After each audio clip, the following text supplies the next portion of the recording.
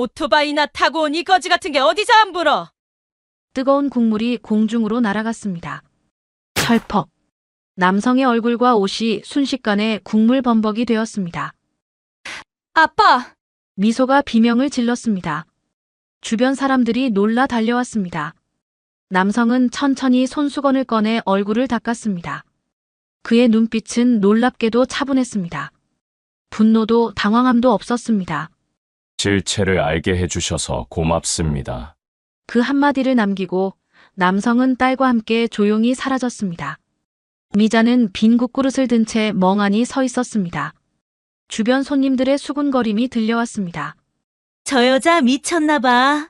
하지만 그 순간 아무도 몰랐습니다. 오늘의 이 사건이 두 집안의 운명을 완전히 바꿔놓을 거라는 사실을요. 모든 것은 일주일 전부터 시작됐습니다. 이야기 시작 전에 구독, 좋아요와 함께 어디에서 보고 계신지도 댓글로 남겨주시면 반갑게 인사드리겠습니다. 서울 강남의 한 초고층 펜트하우스. 이른 아침 햇살이 넓은 거실을 환하게 비추고 있었습니다. 대성 회장은 여느 때처럼 새벽 5시에 눈을 떴습니다. 60을 넘긴 나이지만 여전히 단정한 자세로 침대에서 일어나 창밖을 내다봤습니다. 수십억짜리 펜트하우스지만 집안 곳곳에는 사치스러운 물건이 하나도 없었습니다. 오히려 수수한 가구와 책들로 가득한 소박한 서재 같은 분위기였죠. 또 내 얼굴 추측 기사로군. 대성 회장은 태블릿으로 아침 뉴스를 훑으며 쓴웃음을 지었습니다. 국내 재계 서열 5위 안에 드는 대성그룹의 회장이지만 그는 평생 언론 앞에 얼굴을 드러내는 것을 극도로 꺼려왔습니다. 그래서 기자들은 추측성 기사만 쓸 뿐 정확한 얼굴을 아는 사람은 거의 없었습니다. 간단한 아침 식사를 마친 대성 회장은 서재로 들어갔습니다.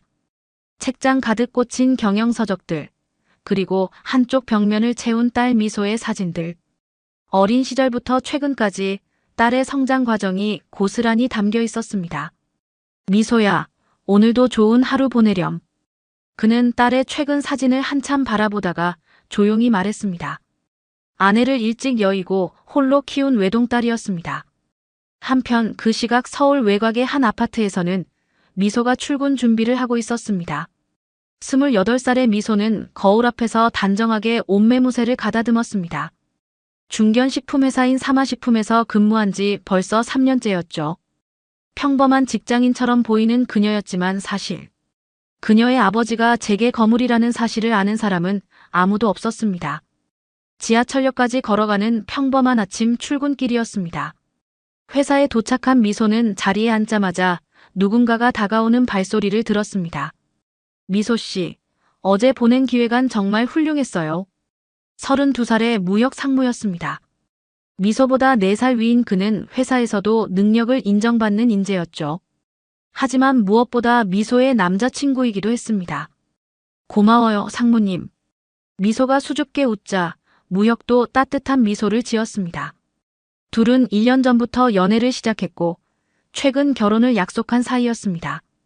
하지만 그때 무역의 휴대폰이 울렸습니다. 화면에 뜬 이름은 어머니였습니다. 무역의 표정이 순식간에 굳어졌습니다. 잠깐만요, 미소 씨. 그는 서둘러 복도로 나가 전화를 받았습니다. 네, 어머니. 아니, 지금 회의 준비 중이에요. 네. 네, 알겠습니다. 전화를 받는 내내 무역의 목소리는 조심스러웠고 어딘가 긴장한 기색이 역력했습니다. 마치 어머니의 눈치를 살피는 아이처럼 말이죠. 그 시각 사마식품 대표이사 집무실에서는 상철 대표와 그의 부인 미자가 이야기를 나누고 있었습니다. 59의 상철 대표는 회사 경영에 나름 열심이었지만 실질적인 결정권은 늘 부인인 미자가 쥐고 있었습니다.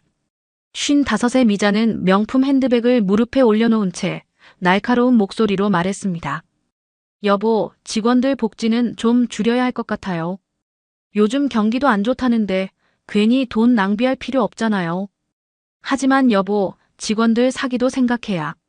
상철 대표가 조심스럽게 반대 의견을 내비치자 미자는 차갑게 쏘아붙였습니다. 당신이 회사 경영을 알아요? 내가 시집 올 때 이 회사가 어떤 상태였는데요. 내 친정 돈으로 살린 회사예요. 상철 대표는 결국 고개를 끄덕이며 물러섰습니다.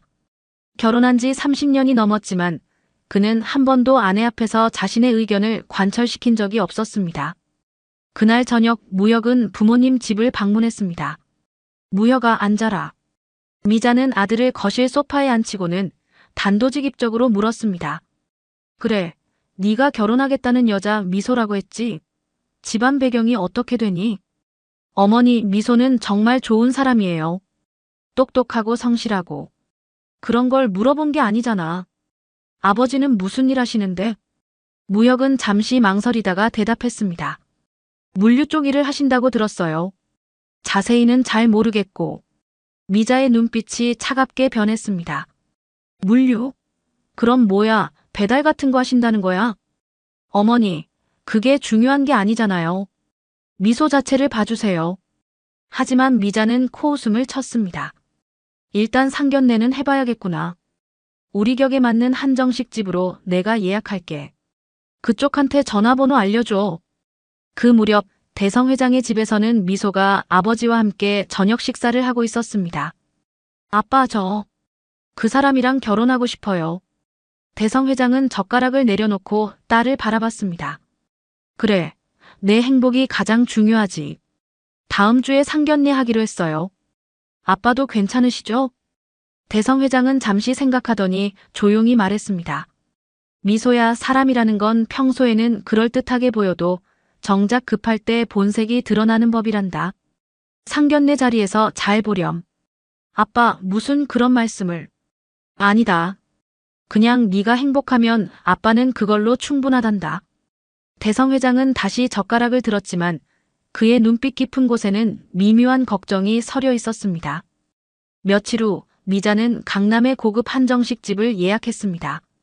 1인당 50만 원이 넘는 곳이었죠. 우리 격에 맞는 곳이어야지. 그쪽에서 우릴 어떻게 보겠어요? 미자는 상철 대표에게 말하며 만족스러운 표정을 지었습니다. 벌써부터 상견례 날 입고 갈 명품 드레스와 액세서리를 준비해 두었습니다. 드디어 상견례 날이 다가오고 있었습니다. 하지만 아무도 몰랐습니다. 그날의 만남이 두 가족의 운명을 완전히 바꿔놓을 거라는 사실을 말이죠. 상견례를 앞둔 어느 날, 미자는 남편 몰래 조용히 전화를 걸었습니다. 여보세요, 거기 대한흥신소죠? 사람 신상 조사 좀 부탁하려고요. 미자는 미소의 이름과 회사, 그리고 아버지에 대한 정보를 탐정에게 넘겼습니다. 사돈댁의 배경을 미리 파악하고 싶었던 거죠. 사흘 후 탐정에게서 전화가 왔습니다. 부인, 조사 결과가 좀 이상합니다. 딸은 회사 경력이 깨끗하게 나오는데 아버지 쪽은 아무것도 안 나와요. 집 주소도 평범한 아파트고요. 미자의 입가에 비웃음이 번졌습니다. 역시 그렇군요. 변변찮은 집안이네. 알겠어요. 전화를 끊은 미자는 혼자 중얼거렸습니다. 쯧쯧. 우리 무혁이가 여자 보는 눈이 없어도 한참 없네.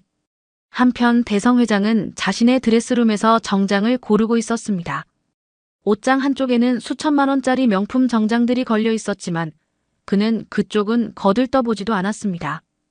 대신 깔끔하지만 수수한 국산 브랜드 정장을 꺼내 들었습니다. 첫인상이 중요하지. 하지만 과시는 필요 없어. 거울 앞에 정장을 대보던 대성 회장은 잠시 생각에 잠겼습니다. 딸이 행복해하는 모습은 좋았지만 왠지 모를 불안감이 가시지 않았습니다. 사람은 급할 때 본색이 드러나는 법인데 잘 됐으면 좋겠구나. 그날 저녁 미소는 무혁과 함께 카페에서 커피를 마시고 있었습니다. 무혁 씨, 우리 아버지가 좀 평범하세요. 미소는 조심스럽게 말을 꺼냈습니다. 자신의 아버지가 그룹 회장이라는 걸 말하기가 왠지 꺼려졌어요. 무혁은 미소의 손을 꼭 잡으며 말했습니다. 미소 씨, 괜찮아요. 사람이 중요하지 배경이 뭐가 중요해요. 제가 사랑하는 건 미소 씨잖아요. 정말이에요? 물론이죠. 우리 어머니도 이해해 주실 거예요. 무혁의 다정한 말에 미소는 미소 지었습니다. 하지만 무혁 자신도 몰랐습니다. 그 약속이 얼마나 쉽게 무너질지 말이죠. 이튿날 미자는 청담동의 명품 매장을 찾았습니다. 이 드레스로 주세요. 그리고 이 구두하고 가방도요. 미자가 고른 건 프랑스 명품 브랜드의 최신 드레스였습니다. 가격은 800만 원이 넘었죠. 구두와 가방까지 합치면 1000만 원이 훌쩍 넘는 금액이었습니다. 기선제압해야지. 우리 격을 보여줘야 해요. 계산을 마치고 나온 미자는 주차장으로 향했습니다. 그녀의 벤츠는 이미 광을 낸 상태였습니다. 차량 디테일링까지 받아서 거울처럼 반짝였죠. 완벽해. 집에 돌아온 미자는 서재에 앉아 노트북을 켰습니다. 그리고는 엑셀 파일에 예단 목록을 작성하기 시작했습니다. 금반지 100돈, 시계는 명품으로, 한복은 최고급 맞춤으로, 이불은 명품 브랜드로 등등. 미자가 적어내려간 예단 목록은 점점 길어졌습니다. 대충 계산해도 4억 원이 훌쩍 넘는 금액이었습니다. 후후, 이 정도면 그쪽 기가 확 죽겠지. 미자는 음흉한 미소를 지으며 프린터로 목록을 뽑아냈습니다. 거실에서 신문을 보던 상철 대표가 조심스럽게 말했습니다. 여보, 상견례는 그냥 좋게 하면 안 될까? 너무 부담 주는 것 같은데. 당신은 가만히나 있어요. 혼사라는 게 원래 이런 거예요. 우리 집안 체면도 있고. 하지만 당신이 알아서 뭐해요? 내가 다 알아서 할 테니까 당신은 그날 옷이나 잘 차려입고 오면 돼요. 상철 대표는 결국 한숨만 내쉬고 말았습니다. 30년 넘게 이렇게 살아왔습니다. 아내 앞에서는 늘 목소리를 낼 수 없었죠. 상견례 하루 전 대성 회장은 지하 주차장에서 차량을 바라보고 있었습니다. 겉으로 보기엔 평범해 보이는 세단이었지만 사실은 최고급 수입차에 방탄 기능까지 탑재된 차량이었습니다. 다만 외부의 로고를 떼어내고 번호판도 평범하게 달아서 눈에 띄지 않을 뿐이었죠. 김 기사, 상견례 날 출발 시간 아시죠? 네, 회장님. 걱정 마십시오. 대성 회장은 고개를 끄덕이고는 차 안을 한 번 더 둘러봤습니다. 뒷좌석에는 딸을 위해 준비한 작은 꽃다발이 놓여 있었습니다. 미소가 행복했으면 좋겠는데. 그는 조용히 중얼거리며 주차장을 나섰습니다. 상견례 전날 밤, 무역은 자신의 방에서 뒤척이고 있었습니다. 내일 잘 될까? 어머니가 미소를 좋아해 주실까? 불안한 마음에 잠이 오지 않았습니다. 무역은 어머니의 성격을 잘 알고 있었습니다. 까다롭고 체면을 중시하고 무엇보다 사람을 배경으로 판단하는 분이라는 걸 말이죠. 아니야, 괜찮을 거야. 미소는 착하고 예쁘고 똑똑한 사람이잖아. 어머니도 분명 인정해 주실 거야. 무역은 스스로를 다독이며 억지로 눈을 감았습니다. 바로 그 순간 미자는 거실 소파에 앉아 예단 목록을 다시 한번 확인하고 있었습니다. 내일이 중요해. 그쪽 수준을 확실히 파악하고 우리 집안 격도 똑똑히 보여줘야 해. 그녀의 눈빛에는 기대보다는 경계심이 가득했습니다. 이미 마음속으로는 미손의 집안을 깔보고 있었던 거죠. 드디어 내일이면 두 집안이 만나게 됩니다. 하지만 아무도 예상하지 못했습니다. 그 만남이 얼마나 파국으로 치달을지 말이죠. 드디어 상견례 날이 밝았습니다. 대성 회장은 아침 일찍 정장을 갈아입고 현관으로 나섰습니다. 지하 주차장에는 기사가 이미 차량을 준비해놓고 기다리고 있었죠. 회장님, 출발하시죠. 그래요. 시간 넉넉하게 출발합시다. 차는 순조롭게 주차장을 빠져나갔습니다. 약속 장소인 강남의 한정식집까지는 1시간 정도면 충분한 거리였습니다. 하지만 10분쯤 달렸을까요? 갑자기 차량에서 이상한 소리가 들리더니 시동이 꺼져버렸습니다. 회장님, 죄송합니다. 갑자기 엔진에 문제가 생긴 것 같습니다. 기사는 당황한 목소리로 말하며 다시 시동을 걸어봤지만 소용없었습니다. 차는 꿈쩍도 하지 않았죠. 정비소에 연락해서 견인차를 불러야겠습니다. 지금 몇 시죠? 오후 5시 10분입니다. 약속 시간은 6시였습니다. 대성 회장은 침착하게 상황을 판단했습니다. 다른 차량을 부를 시간이 없겠어요. 택시를 잡읍시다. 하지만 그때 도로 상황판에 빨간불이 가득했습니다. 앞쪽에서 큰 사고가 나서 도로가 완전히 막힌 거였습니다. 이런, 우회로도 다 막혔네요. 대성 회장은 휴대폰으로 지도를 확인했습니다. 어디를 돌아가도 최소 1시간 이상 걸리는 상황이었습니다. 약속 시간이 촉박한데. 바로 그때 옆으로 배달 오토바이 한 대가 지나갔습니다. 차들은 꽉 막혀 있었지만 오토바이는 차 사이를 요리조리 빠져나가고 있었죠. 대성 회장은 재빠르게 차에서 내려 오토바이를 세웠습니다. 저기 잠깐만요. 오토바이를 세운 배달기사는 깜짝 놀라며 헬멧을 벗었습니다. 네. 무슨 일이세요? 급한 약속이 있는데 차가 고장났습니다. 오토바이 좀 빌려줄 수 있을까요? 대여료는 넉넉히 드리겠습니다. 대성 회장은 지갑에서 100만 원권 수표 한 장을 꺼냈습니다. 배달기사의 눈이 휘둥그레졌습니다.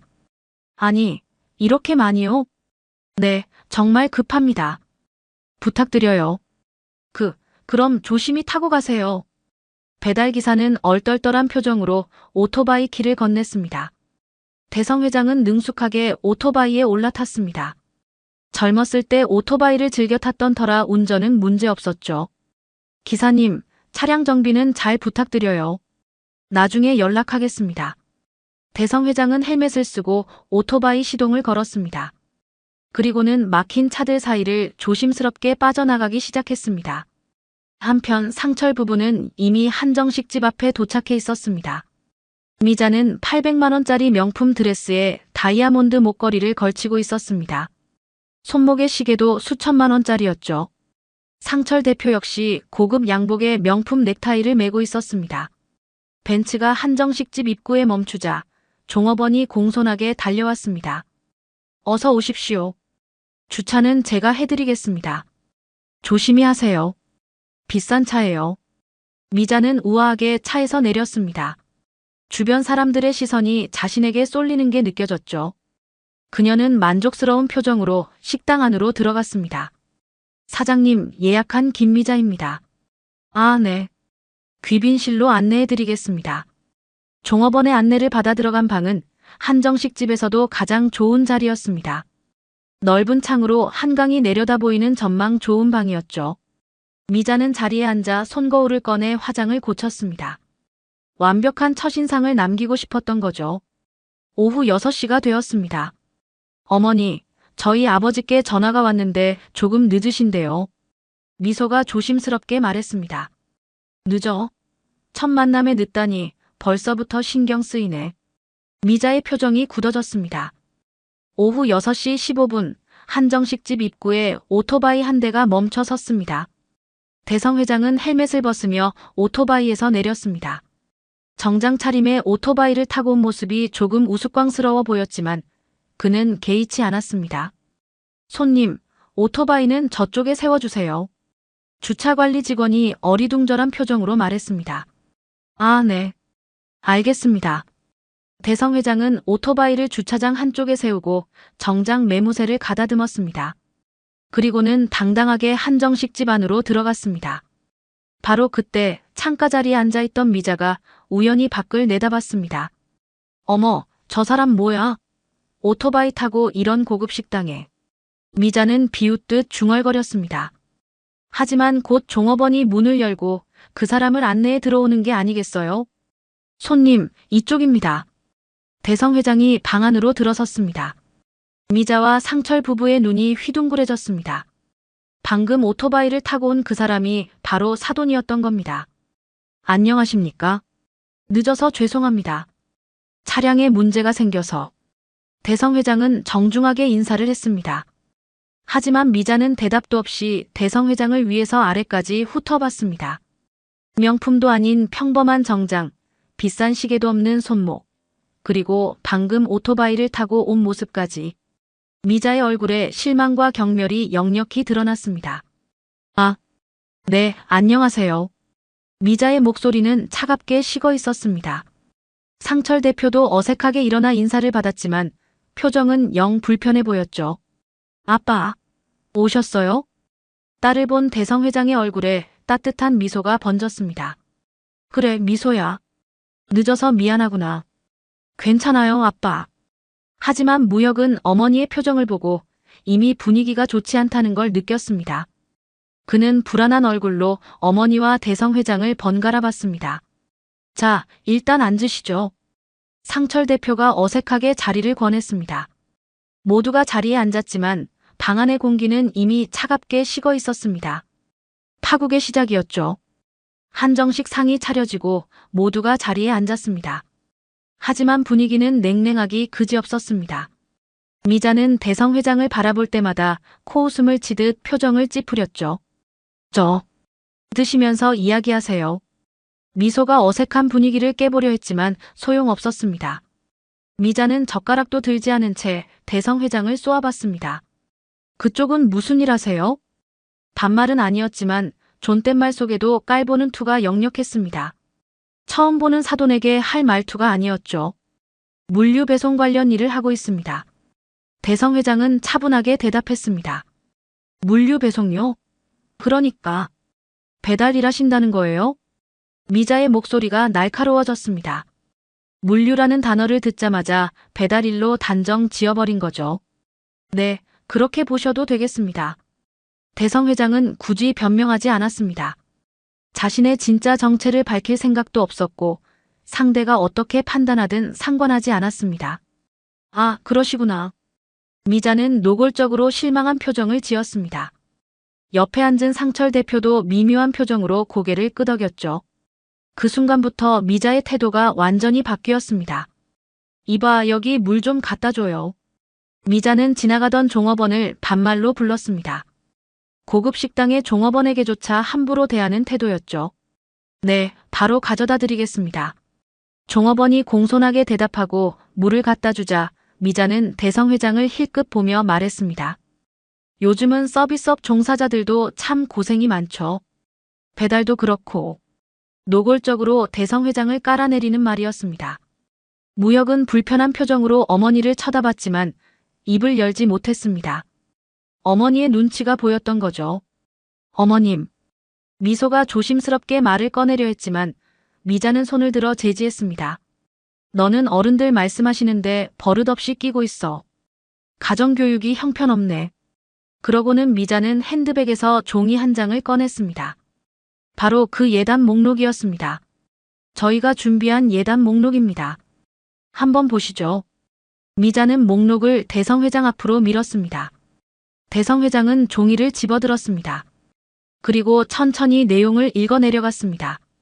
금반지 100돈, 명품 시계, 최고급 한복, 명품 이불 세트 등등. 합계 금액은 4억 원이 훌쩍 넘었습니다. 대성 회장은 아무 말 없이 종이를 내려놓았습니다. 표정 하나 변하지 않았죠.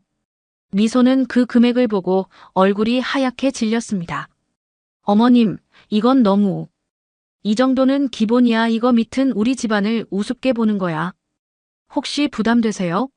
아, 그럴 수도 있겠네요. 미자는 비웃듯 말했습니다. 그 말 속에는 감당 못할 거면 결혼 생각하지 말라는 뜻이 담겨 있었습니다. 무역은 고개를 푹 숙인 채 아무 말도 하지 못했습니다. 그리고 미자는 거기서 멈추지 않았습니다.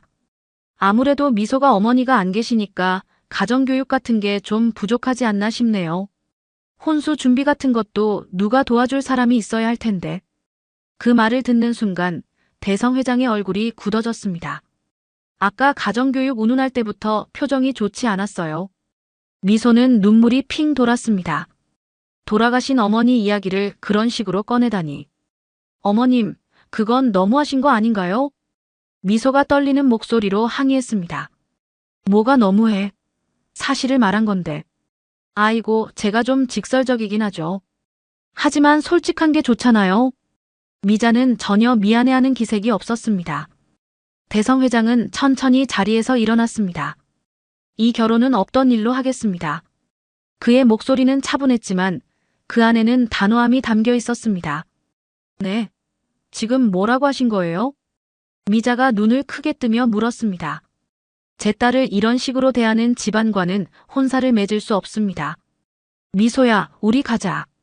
대성 회장은 미소의 손을 잡고 일어섰습니다. 뭐? 당신이 감히? 미자가 벌떡 일어나며 테이블을 손으로 쳤습니다. 놓여있던 찻잔이 덜컹거렸죠. 여보, 진정해요. 상철 대표가 아내를 말렸지만 미자는 들은 척도 하지 않았습니다. 무여가, 넌 이렇게 예의 없는 집안의 애를 인사시키겠다고 데려온 거야? 무역은 고개만 숙인 채 아무 말도 하지 못했습니다. 어머니와 미소 사이에서 갈등하는 표정이었지만 결국 입을 열지 못했죠. 대성 회장과 미소는 방을 나섰습니다. 잠깐만, 어디 가려고 그래요? 미자가 뒤따라 나왔습니다. 식당 복도까지 쫓아온 거죠. 내 앞에서 이딴 식으로 행동한다고. 감히. 더 이상 당신 같은 사람과 이야기할 것이 없습니다. 대성 회장은 뒤도 돌아보지 않고 걸어갔습니다. 바로 그때였습니다. 미자는 홧김에 근처 테이블에 있던 국그릇을 집어들었습니다. 그리고는 대성 회장을 향해 국물을 확 끼얹었습니다. 뜨거운 국물이 대성 회장의 얼굴과 정장에 쏟아졌습니다. 주변에 있던 손님들이 비명을 질렀습니다. 어머, 무슨 일이야? 아빠. 미소가 놀라서 아버지 팔을 잡았습니다. 대성 회장은 손수건을 꺼내 천천히 얼굴을 닦았습니다. 화를 내지도 소리를 지르지도 않았습니다. 그는 조용히 미자를 바라봤습니다. 실체를 알게 해주셔서 고맙습니다. 그 말을 남기고 대성 회장은 미소와 함께 식당을 나섰습니다. 미자는 그 자리에 멍하니 서 있었습니다. 주변 사람들이 모두 자신을 쳐다보고 있었죠. 상철 대표와 무혁이 황급히 뒤따라 나왔습니다. 여보, 당신 지금 제정신이에요? 하지만 미자는 오히려 화를 냈습니다. 뭐가 어때서? 저런 거지 같은 놈이 감히 우리한테. 식당 밖 대성 회장은 빈 택시에 올라탔습니다. 아빠 괜찮으세요? 괜찮다 미소야. 차라리 잘 됐어. 지금 알았으니까. 미소는 차 안에서 눈물을 터뜨렸습니다. 아빠 미안해요. 제가 사람을 잘못 봤어요. 내 잘못이 아니란다. 아빠, 저 회사도 그만둘 거예요. 그런 집 아들이랑 같은 곳에서 일할 수 없어요. 대성 회장은 딸의 머리를 쓰다듬었습니다. 네가 판단한 거라면 아빠는 존중한다. 그날 밤 두 사람은 서로 다른 생각을 하고 있었습니다. 미소는 배신감과 분노로 잠을 이룰 수 없었고 대성 회장은 조용히 서재에 앉아 전화기를 들었습니다. 조사를 시작하세요. 어떤 조사 말씀이십니까, 회장님? 사마식품이요. 재무제표, 거래처 명단, 주요 인맥. 모든 걸 파악하세요. 알겠습니다, 회장님. 전화를 끄는 대성 회장의 눈빛은 차갑게 가라앉아 있었습니다. 다음 날 아침 미소는 일찍 집을 나섰습니다. 회사에 도착하자마자 인사팀으로 향했습니다. 손에는 어젯밤 미리 작성해둔 사직서가 들려 있었죠. 미소 씨, 갑자기 웬 사직서예요? 인사팀 과장이 놀라며 물었습니다. 개인 사정이 생겼습니다. 최대한 빨리 퇴사 처리 부탁드려요. 서류를 제출하고 나오는데 복도에서 무혁과 마주쳤습니다. 미소 씨. 무혁은 창백한 얼굴로 다가왔습니다. 밤새 한숨도 못 잔 듯 눈가가 퀭해 있었죠. 미소 씨, 정말 미안해요. 어머니가 좀 그러셨지만. 그러셨다고요? 미소의 목소리가 차갑게 식었습니다. 좀 그런 정도가 아니었잖아요.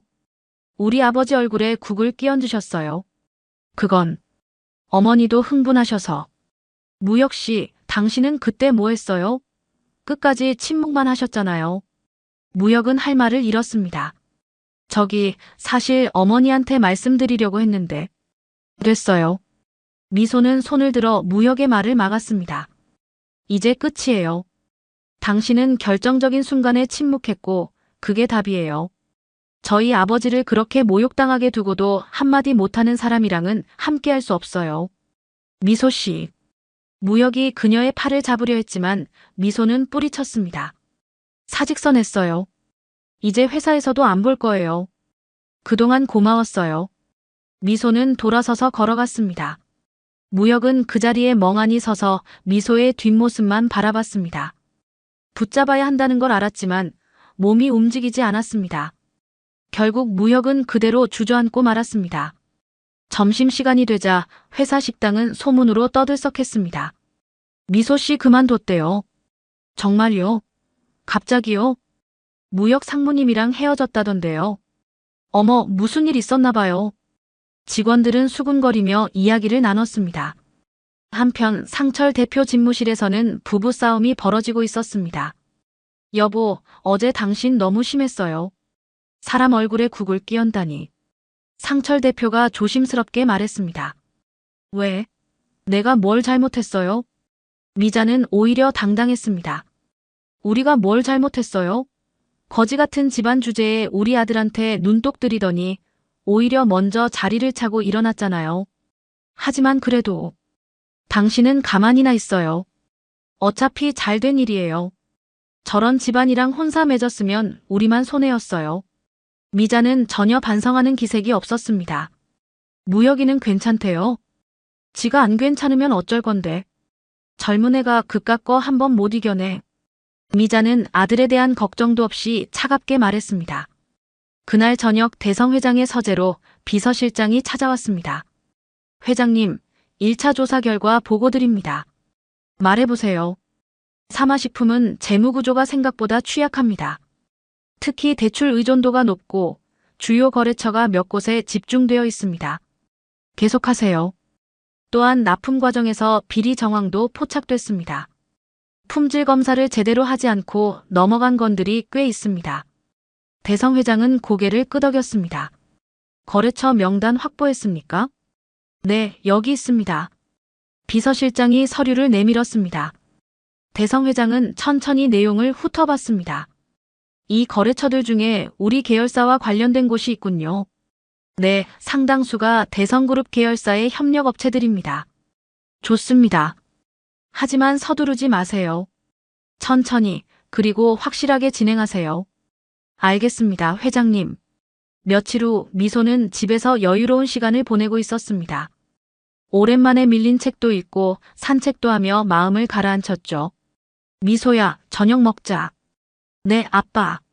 식탁에 마주 앉은 부녀는 조용히 식사를 했습니다. 아빠, 제가 너무 성급했던 것 같아요. 사람을 제대로 보지 못하고. 아니다, 미소야. 사람을 본다는 건 원래 어려운 일이란다. 특히 평소엔 다들 좋은 모습만 보이려고 하니까. 그래도 이번 일로 네가 배운 게 있다면 그걸로 충분해. 앞으로 더 현명해질 거야. 대성 회장은 딸을 따뜻하게 바라봤습니다. 그리고 미소야, 복수라는 건 감정으로 하는 게 아니란다. 원칙과 시스템으로 하는 거지. 미소는 아버지의 말뜻을 정확히 알 수는 없었지만 뭔가 큰 계획이 진행되고 있다는 걸 느꼈습니다. 그날 밤 대성 회장은 다시 한번 비서실장에게 전화를 걸었습니다. 2단계를 시작하세요. 알겠습니다, 회장님. 보이지 않는 전쟁이 시작되고 있었습니다. 대성그룹 본사 회장실, 대성 회장은 주요 계열사 대표들과 화상회의를 하고 있었습니다. 여러분, 오늘부터 사마식품과의 모든 거래를 재검토하십시오. 회장님, 사마식품과는 오래 거래해온 업체인데 특별한 이유라도 있습니까? 한 계열사 대표가 조심스럽게 물었습니다. 이유는 묻지 마십시오. 재검토 후 거래 지속 여부를 판단하되 가급적 계약 해지 쪽으로 결론 내주시기 바랍니다. 알겠습니다, 회장님. 대표들은 고개를 끄덕였습니다. 대성 회장의 지시는 곧 명령이었습니다. 며칠 후 사마식품 영업팀에 전화벨이 쉴 새 없이 울렸습니다. 네, 계약 해지요? 갑자기 무슨 말씀이십니까? 영업과장은 당황한 목소리로 물었습니다. 저희도 본사 방침이라 어쩔 수 없습니다. 다음 달부터는 납품이 어려울 것 같습니다. 하지만 지금까지 아무 문제 없이 거래해왔지 않습니까? 죄송합니다. 저희도 위에서 지시가 내려와서 전화가 끊겼습니다. 그런 전화가 하루에도 서너 통씩 걸려왔습니다. 주요 거래처들이 하나둘씩 계약 해지를 통보해온 거죠. 상철 대표는 사무실에서 전화기를 붙잡고 거래처 담당자에게 애원하듯 말했습니다.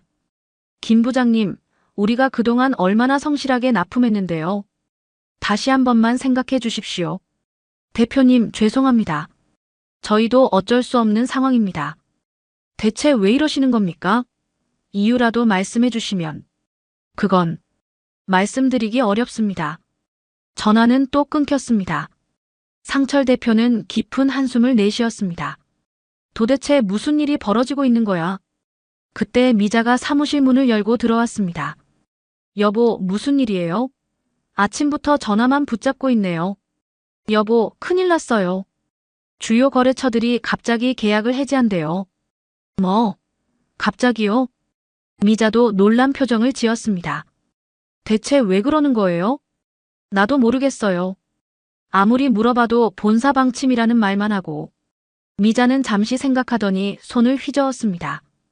에이, 경기가 안 좋아서 그런 거겠죠. 요즘 다들 어렵다잖아요. 하지만 이건 너무 갑작스러운데. 걱정 마세요, 여보. 우리 인맥도 있고 금방 새 거래처 찾을 수 있어요. 미자는 여전히 상황의 심각성을 파악하지 못하고 있었습니다. 한편 무역의 사무실은 서류 더미로 가득했습니다. 미소가 그만둔 후 그녀가 담당하던 업무까지 모두 무역에게 떨어진 거죠. 상무님, 이 기획안은 언제까지 완성됩니까?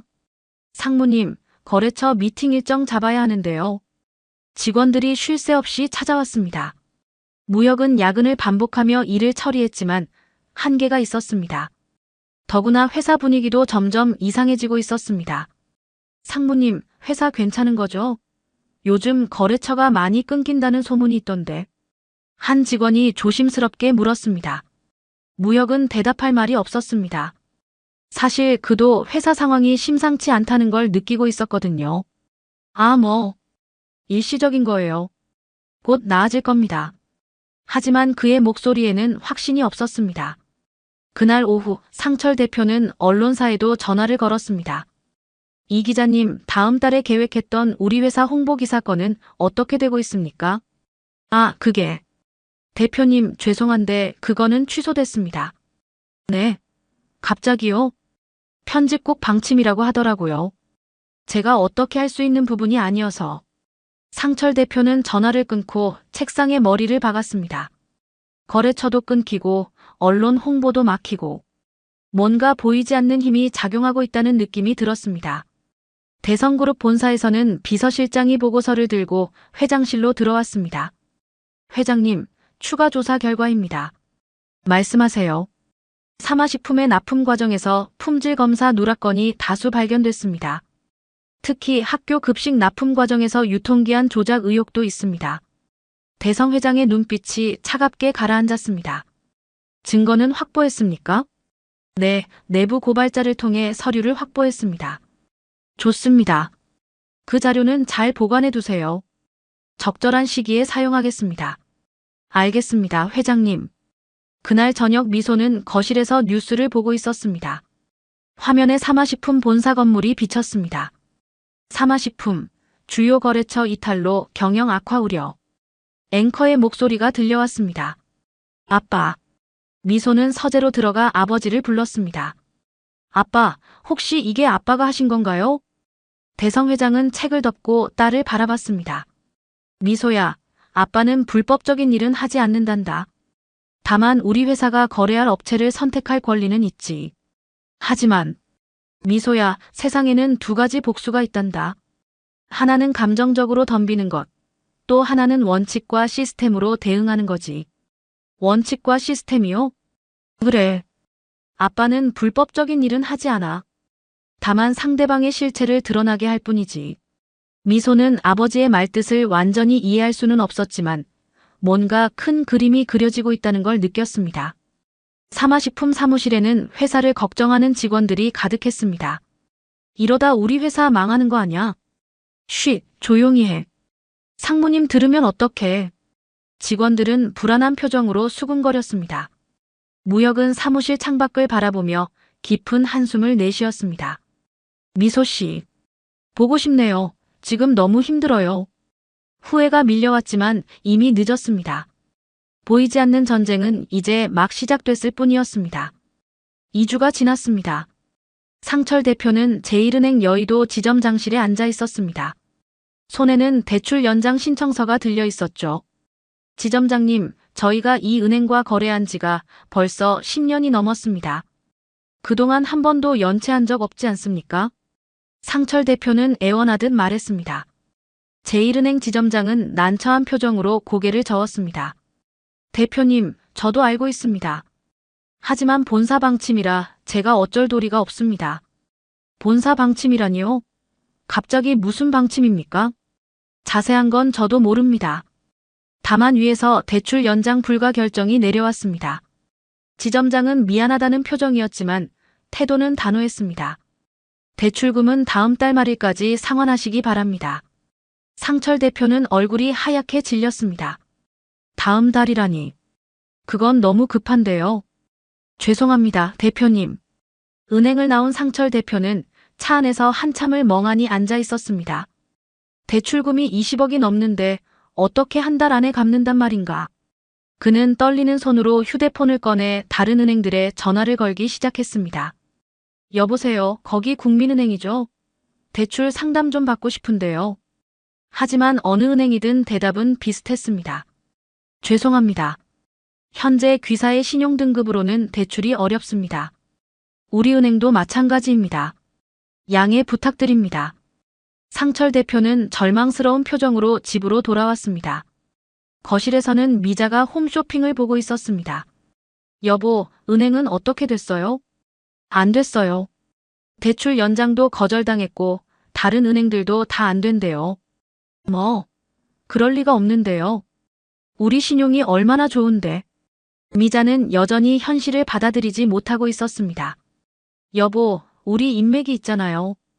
은행장님들한테 전화 좀 해봐요. 그렇게 간단한 문제가 아니에요, 여보. 뭔가 큰 힘이 작용하고 있는 것 같아요. 무슨 큰 힘이요? 그냥 경기가 안 좋아서 그런 거예요. 미자는 손을 휘저으며 대수롭지 않다는 듯 말했습니다. 다음 날 사마식품 회계팀장이 상철 대표 사무실로 찾아왔습니다.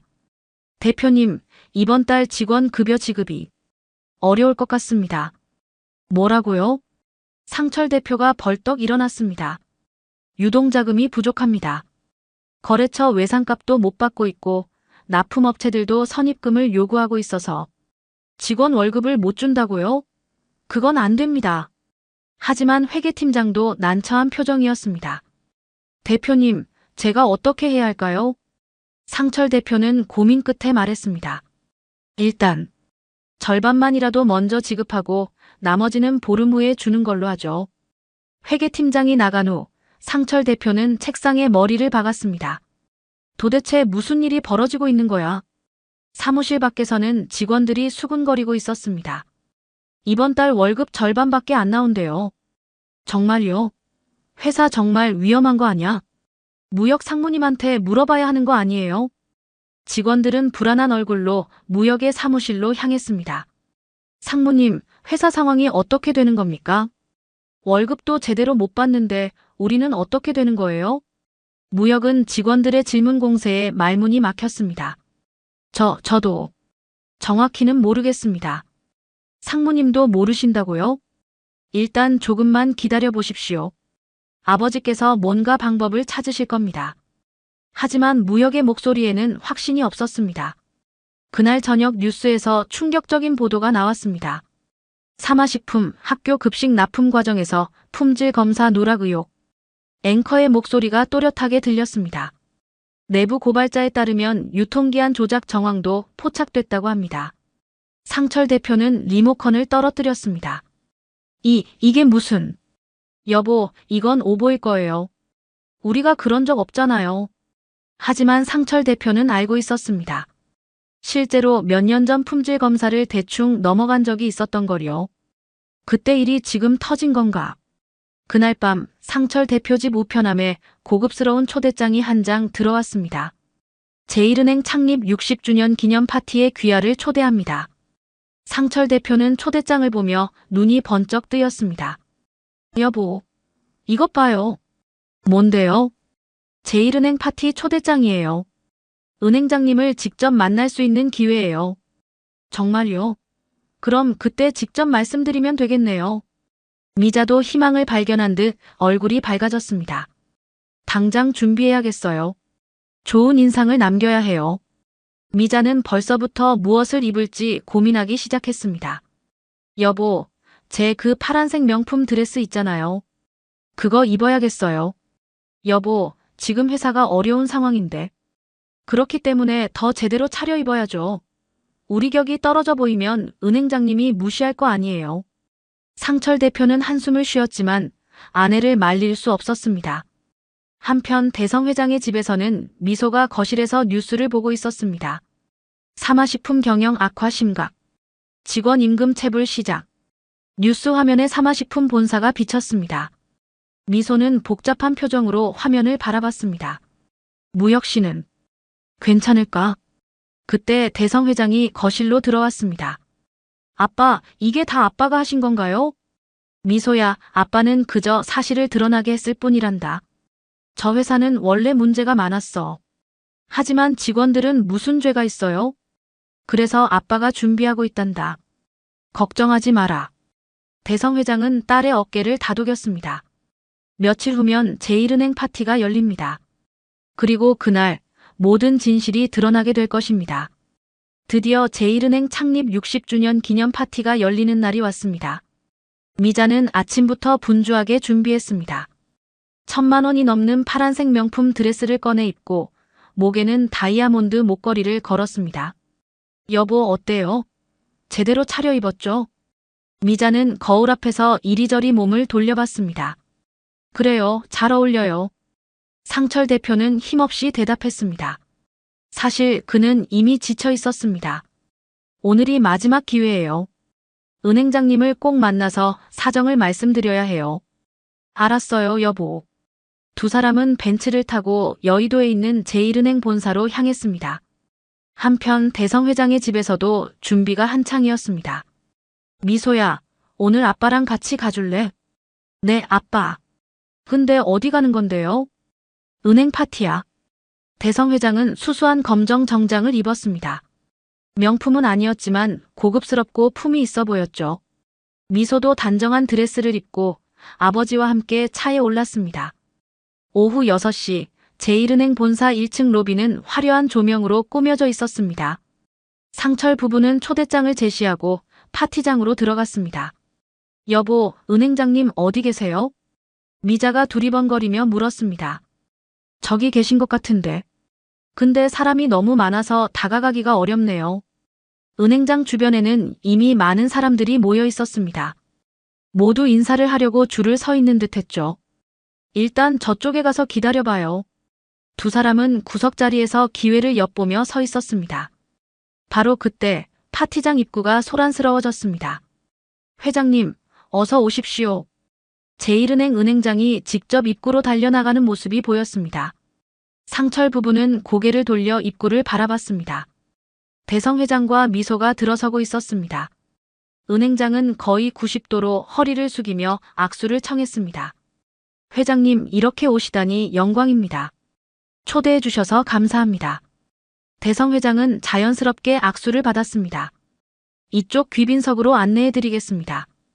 은행장은 대성 회장을 파티장 가장 좋은 자리로 직접 안내했습니다. 상철 대표는 멍하니 그 장면을 바라봤습니다. 여보, 저 사람이 설마. 미자의 얼굴이 점점 창백해졌습니다. 주변에서 사람들이 수군거리는 소리가 들려왔습니다. 저분이 대성그룹 회장님이시지? 맞아요. 언론에는 거의 안 나오시는데 오늘 직접 오셨네요. 제게 서열 5위 안에 드는 분이잖아요. 은행장님이 저렇게 모실 만도 하죠. 미자는 그 말을 듣는 순간 온몸이 얼어붙었습니다. 여보, 저 사람이 대성그룹 회장이라고요? 그럴 리가. 하지만 부정할 수 없었습니다. 분명히 저 사람은 상견례 날 오토바이를 타고 왔던 그 사람이었습니다. 이게 다 저 사람 짓이었어. 미자는 떨리는 목소리로 중얼거렸습니다. 회사가 무너진 것도, 은행 대출이 막힌 것도, 모든 것이 대성 회장의 개입 때문이었던 겁니다. 여보, 우리 어떡해요? 상철 대표도 식은땀을 흘렸습니다. 바로 그때 은행장이 사진 촬영을 제안했습니다. 회장님, 기념사진 한 장 남기시죠. 그러시죠. 대성 회장은 재계 인사들과 함께 파티장 중앙으로 나갔습니다. 플래시가 터졌고 사진 기자들이 분주하게 움직였습니다. 상철 부부는 구석에서 그 장면을 바라볼 수밖에 없었습니다. 사진 촬영이 끝나고 대성 회장이 자리로 돌아가려는 순간 미자와 눈이 마주쳤습니다. 대성 회장은 잠시 미자를 바라봤습니다. 그리고는 아무 말 없이 고개를 한번 끄덕였습니다. 그 짧은 순간이었지만 그 안에는 말로 표현할 수 없는 모욕이 담겨 있었습니다. 내가 누군지 이제 알겠느냐는 듯한 눈빛이었죠. 미자는 참을 수가 없었습니다. 여보, 못 있겠어요. 나가요, 지금 당장. 여보, 진정해요. 진정하라고요? 저 사람이 우릴 이렇게 만든 거예요. 미자는 상철 대표의 손목을 잡고 황급히 파티장을 빠져나갔습니다. 주차장으로 내려온 미자는 차 안에 앉아 온몸을 떨었습니다. 다 끝났어. 다 저놈 때문이야. 여보, 일단 집에 가요. 이러고 있으면. 닥쳐요. 미자가 갑자기 소리를 질렀습니다. 당신은 가만히 있어요. 내가 직접 끝장낼 거예요. 여보, 무슨 소리를. 미자는 남편을 밀치고 운전석에 올라탔습니다. 그리고 차 시동을 걸었습니다. 여보, 뭐 하는 거예요? 상철 대표가 차 문을 잡으려 했지만 미자는 이미 차를 후진시키고 있었습니다. 당신은 내려요. 방해하지 마요. 미자는 차 시동을 건 채 주차장 출구 쪽에서 대기했습니다. 대성 회장이 나오기를 기다리는 거였죠. 눈빛은 광기로 가득했습니다. 1시간쯤 지났을까요? 대성 회장과 미소가 엘리베이터에서 내려 주차장으로 걸어왔습니다. 아빠, 오늘 파티 어떠셨어요? 괜찮았어, 미소야. 이제 집에 가자. 두 사람은 편안하게 대화하며 걸어왔습니다. 바로 그때였습니다. 미자의 차가 갑자기 전조등을 켜며 엔진 소리를 높였습니다. 아빠. 미소가 무언가 이상함을 느끼고 소리쳤습니다. 죽어. 다 내 때문이야. 미자가 절규하며 가속 페달을 힘껏 밟았습니다. 차는 무서운 속도로 대성 회장을 향해 돌진했습니다. 미소야. 대성 회장은 순간적으로 딸을 옆으로 밀어냈습니다. 쾅. 둔탁한 충돌음과 함께 대성 회장의 몸이 공중으로 튕겨 올랐습니다. 아빠. 아빠. 미소의 비명이 주차장에 울려 퍼졌습니다. 대성 회장은 바닥에 쓰러진 채 움직이지 않았습니다. 머리에서 피가 흘러나오고 있었습니다. 살려주세요. 누가 좀 도와주세요. 미소는 울부짖으며 아버지 곁에 무릎을 꿇었습니다. 주차장은 순식간에 아수라장이 되었습니다. 119입니다. 사고 장소가 어디십니까? 누군가 급하게 전화를 걸었습니다. 제1은행 본사 지하 주차장입니다. 사람이 차에 치였어요. 빨리 와주세요. 불과 5분 만에 구급차가 도착했습니다. 사이렌 소리가 주차장에 울려 퍼졌습니다. 환자분, 의식 있으십니까? 응급구조사가 대성 회장에게 다가갔습니다. 대성 회장은 눈을 감은 채 신음만 내고 있었습니다. 머리에서 흘러나온 피가 바닥에 고여 있었죠. 아빠. 정신 차리세요. 미소는 울면서 아버지의 손을 꼭 잡았습니다. 보호자분, 잠시 비켜주세요. 응급처치해야 합니다. 응급구조사들이 신속하게 움직였습니다. 목에 보호대를 채우고 들것에 조심스럽게 옮겼습니다. 지금 바로 병원으로 이송하겠습니다. 보호자분은 같이 타시죠. 미소는 떨리는 손으로 구급차에 올라탔습니다. 한편 사고를 낸 미자는 차 안에 멍하니 앉아 있었습니다. 차에서 내리세요. 경찰이 차 문을 열고 소리쳤습니다. 미자는 마치 혼이 나간 사람처럼 천천히 차에서 내렸습니다. 살인미수 혐의로 현행범 체포합니다. 당신에게는 묵비권이. 경찰관이 수갑을 채우며 미란다 원칙을 고지했습니다. 난 피해자예요. 저 사람이 우리 회사를 망하게 했어요. 미자가 갑자기 소리를 질렀습니다. 일단 경찰서로 가시죠. 거기서 진술하시면 됩니다. 나요. 손 놔요. 미자는 발악했지만 이미 늦었습니다. 경찰차에 태워져 연행되었죠. 상철 대표는 멀리서 그 장면을 멍하니 바라보고 있었습니다. 여보. 그는 무릎이 꺾이며 주차장 바닥에 주저앉았습니다. 서울대병원 응급실. 의료진이 분주하게 움직였습니다. 환자 혈압 떨어지고 있습니다. CT 촬영 먼저 하고 신경외과 응급수술 준비하세요. 의사들의 급박한 목소리가 들렸습니다. 미소는 응급실 밖 복도에서 벽에 기댄 채 서 있었습니다. 손은 피로 얼룩져 있었고 옷도 피투성이었습니다. 보호자분. 간호사가 다가왔습니다. 네. 환자분은 지금 CT 촬영 중입니다. 곧 수술 들어가실 것 같으니 여기서 기다려주세요. 아버지는 괜찮을까요? 미소의 목소리가 떨렸습니다. 최선을 다하겠습니다. 간호사는 그 말만 남기고 다시 응급실로 들어갔습니다. 1시간 후 의사가 나왔습니다.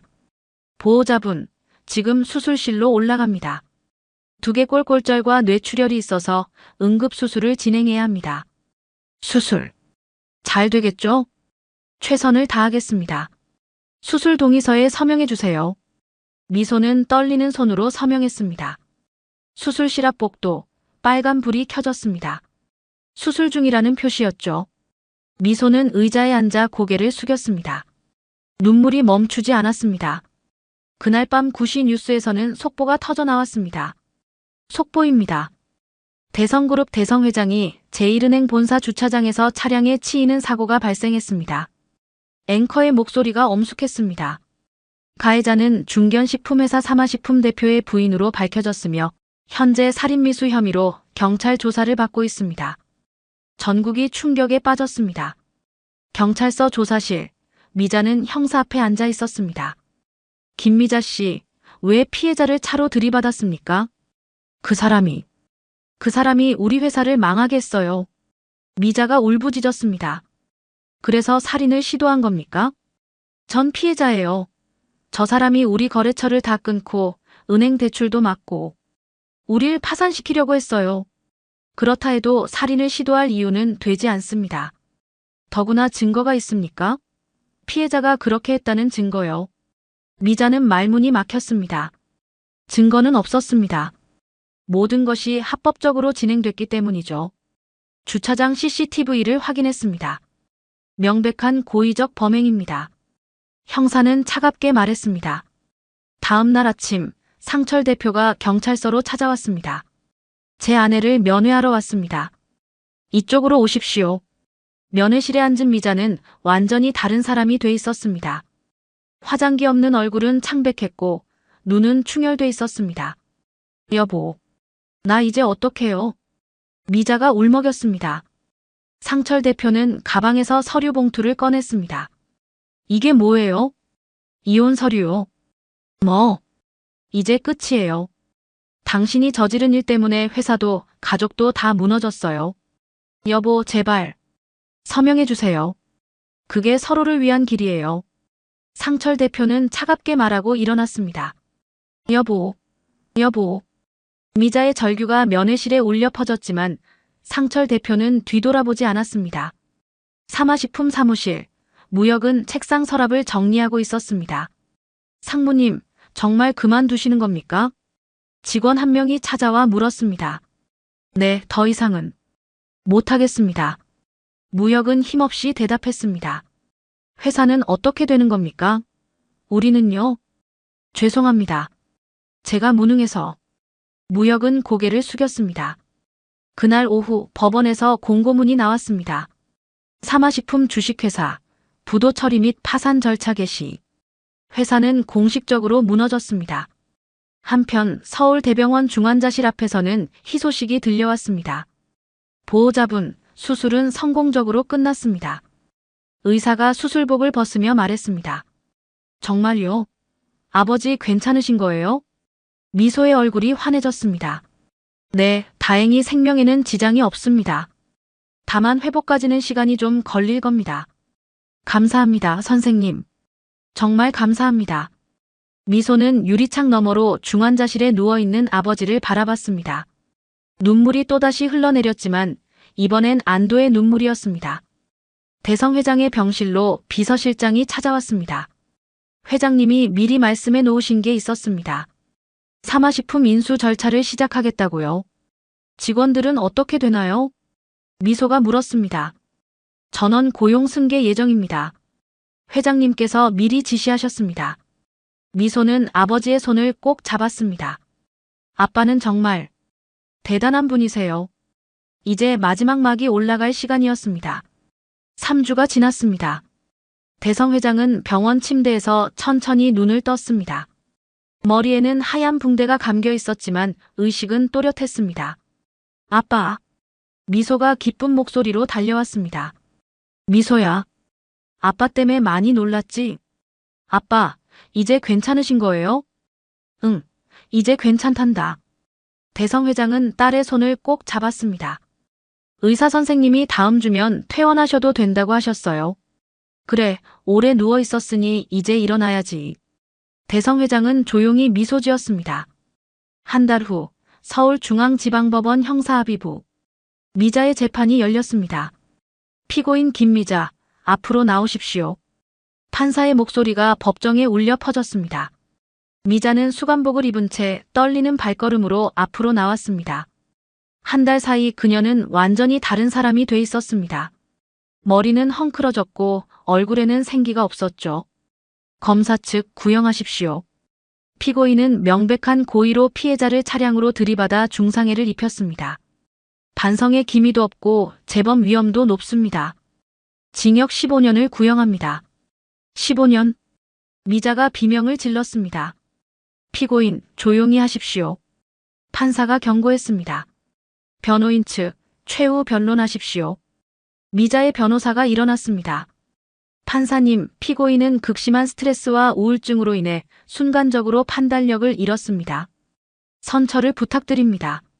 하지만 판사의 표정은 냉정했습니다. 피해자 측 진술하시겠습니까? 대성 회장이 천천히 일어났습니다.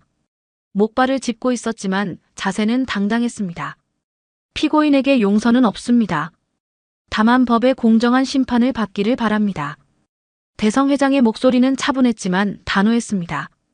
이어서 미소도 증언대에 섰습니다. 저희 아버지는 단 한 번도 먼저 악의를 보이신 적이 없습니다. 그저 모욕을 당하고 폭력을 당했을 뿐입니다. 미소의 침착한 진술이 이어졌습니다. 일주일 후 선고 공판이 열렸습니다. 피고인 김미자에게 징역 15년을 선고합니다. 안 돼. 15년이요? 15년이라고요? 미자가 울부짖었습니다. 피고인은 극도의 분노 조절 장애를 보이며 자신의 잘못을 인정하지 않고 있습니다. 반성이 전혀 보이지 않으며 재범 위험이 극히 높다고 판단됩니다. 판사가 판결문을 낭독했습니다. 이건 아니야. 이건 불공평해. 미자는 법정에서 난동을 부렸지만 법정 경위들에게 제압당했습니다. 그날 저녁 상철 대표는 무역과 함께 인천공항에 서 있었습니다. 아버지, 정말 가는 게 맞을까요? 무역이 조심스럽게 물었습니다. 그래, 이제 여기선 새 출발이 어렵다. 미국에 가서 처음부터 다시 시작하자. 어머니는? 내 어머니는 이제 우리와 상관없는 사람이야. 각자 책임을 져야지. 상철 대표는 쓸쓸하게 말했습니다. 같은 시각 대성그룹 본사에서는 긴급 기자회견이 열렸습니다. 대성그룹이 사마식품을 정식으로 인수했습니다. 직원 전원의 고용은 승계되며 임금 체불분도 모두 지급할 예정입니다. 비서실장의 발표에 기자들의 플래시가 터졌습니다. 사마식품 사무실에서는 직원들이 환호성을 질렀습니다. 살았다. 우리 살았어. 정말요? 고용이 보장된다고요? 임금도 다 준다고 합니다. 직원들은 서로 얼싸안고 울었습니다. 그동안의 불안이 한순간에 사라진 거였죠. 다음 날 대성 회장이 직접 사마식품을 방문했습니다. 전 직원이 회의실에 모였습니다. 여러분, 오늘부터 이 회사는 새롭게 시작합니다. 대성 회장이 천천히 말했습니다. 여러분은 아무 잘못이 없습니다. 능력과 열정으로 이 회사를 일궈온 분들입니다. 앞으로는 오직 실력으로만 평가받게 될 것입니다. 직원들은 박수를 쳤습니다. 눈물을 흘리는 사람들도 있었죠. 그리고 한 가지 더 말씀드리겠습니다. 제 딸이 이곳에서 다시 일하게 될 것입니다. 대성 회장이 미소를 보며 말했습니다. 다만 특혜는 없습니다. 평사원으로 시작해서 실력으로 증명해 나갈 것입니다. 네, 아빠. 미소가 고개를 끄덕였습니다. 잘 부탁드립니다, 여러분. 미소는 직원들에게 깊이 인사했습니다. 3년이 흘렀습니다. 미소는 이제 이사 직급까지 올랐습니다. 특혜가 아닌 순전히 실력으로 이뤄낸 성과였죠. 미소 이사님, 이번 프로젝트 성공적으로 마무리됐습니다. 팀원이 보고했습니다. 다들 수고 많으셨어요. 이번 주 금요일에 회식합시다. 미소는 따뜻하게 웃으며 말했습니다. 그날 오후 미소는 거래처와 미팅을 했습니다. 저는 한강식품기획팀장 정우진입니다. 상대 기업의 팀장이 명함을 건넸습니다. 미팅이 진행되는 동안 정우진은 미소의 의견을 존중하며 경청했습니다. 무엇보다 사람을 대하는 태도가 따뜻했죠. 좋은 의견 감사합니다, 이사님. 다음 주에 다시 뵙겠습니다. 미팅이 끝나고 미소는 은은한 미소를 지었습니다. 그날 저녁 미소는 이메일을 확인하다가 한 통의 메일을 발견했습니다. 발신자는 무역이었습니다. 미소 씨, 그동안 안녕하셨나요? 전 미국에서 작은 회사에 다니며 평범하게 살고 있습니다. 매일 그때 일을 후회합니다. 제가 용기가 없었던 거죠. 미소 씨가 행복하길 바랍니다. 미소는 메일을 끝까지 읽었습니다. 그리고 조용히 삭제 버튼을 눌렀습니다. 이제는 다 지나간 일이에요. 미소는 창밖을 바라보며 생각했습니다. 주말 대성 회장과 미소는 회사 옥상 정원에서 차를 마시고 있었습니다. 미소야, 잘 해내고 있구나. 아빠 덕분이에요. 아니다. 네가 해낸 거야. 아빠는 기회만 줬을 뿐이지. 고마워요, 아빠. 미소야, 이제 내 앞날에는 좋은 일만 있을 거야. 대성 회장은 딸의 머리를 쓰다듬었습니다. 바로 그 시각 여주교도소. 미자는 작업장에서 다른 재소자들과 함께 일하고 있었습니다. 야, 거기 늙은 애. 한 재소자가 미자를 불렀습니다. 저요? 그래, 너 말이야. 재벌 코스프레 했던 년 맞지? 다른 재소자들이 하나둘 모여들었습니다. 아니, 전 그런 적 없어요. 이리 와봐. 재소자들이 미자를 에워쌌습니다. 감히 사람을 깔봐. 돈 좀 있다고. 한 재소자가 미자의 머리채를 움켜쥐었습니다. 아야, 놔주세요. 여긴 박기랑 달라. 네가 누군지 따지지 않거든. 다른 재소자들도 하나둘 가세했습니다. 때려, 저런 년은 혼내줘야 해. 주먹이 날아왔습니다. 미자는 바닥에 쓰러졌습니다. 살려주세요. 제발. 미자가 울부짖었지만 폭행은 멈추지 않았습니다. 무슨 일이야? 교도관들이 달려오는 소리가 들렸습니다.